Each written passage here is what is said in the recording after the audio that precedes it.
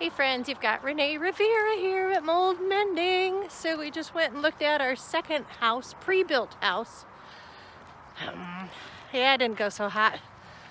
My realtor had said, don't go in the garage. Somebody smoked, and I said, okay. And she says, don't come in at all until your husband and I check and see if there's any smoking on the inside of the house. There was not. However, so they said, come on in. I went in, just a stale smell. Did some investigating, and you know, when you first look underneath the sink, that's the first place I went, the kitchen sink, and to the left there's little bitty bubbles on the floorboard. I don't know what you call it, the bottom plate where under the kitchen sink. To the left, little bubbles, and then to the right beside the dishwasher, that wood on the back wall was bubbled over, and then on the right wall it was bubbled in as well. So obvious water damage, obvious leakage. My throat was starting to, like, I was noticing some phlegm coming, and then my breathing was starting to be affected, and I was like, you know, that stale smell, that's just getting to me. It's just that stale smell you smell in much older folks' homes. This was only a 20-year-old home, but I said, I'm not going to look at the rest of the house. If my breathing is affected, even though we could remove carpets, I'm not going to chance it.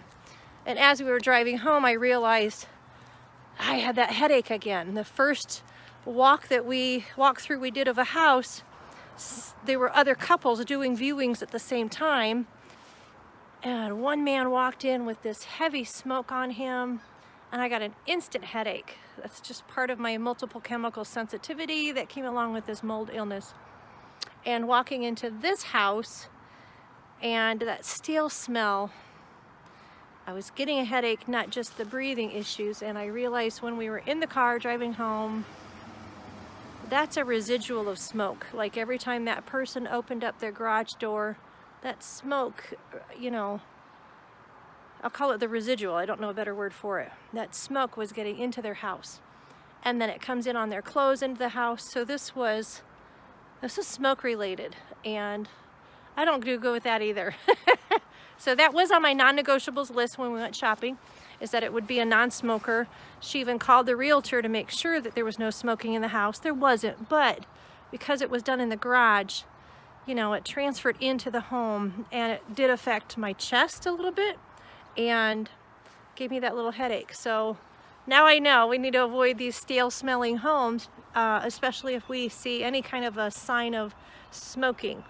And because I was still clearing my throat 15 minutes later driving home, my husband was going to go grab some food, and I said, you know what, I really want to get these clothes off, you know, so I don't have that stale smell with me.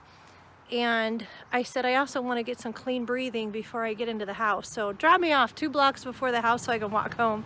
So that's what I'm doing. And just got here. Anyway, yeah, we're on that journey of trying to find a mold-free, safe home. There you go. And that house had everything going for it, at least on paper. The only negative thing I questioned was the cornfield that it backed up to and the pesticides. I have allergy to corn, eating it anyway, and I do avoid pesticides on all of my food if I can.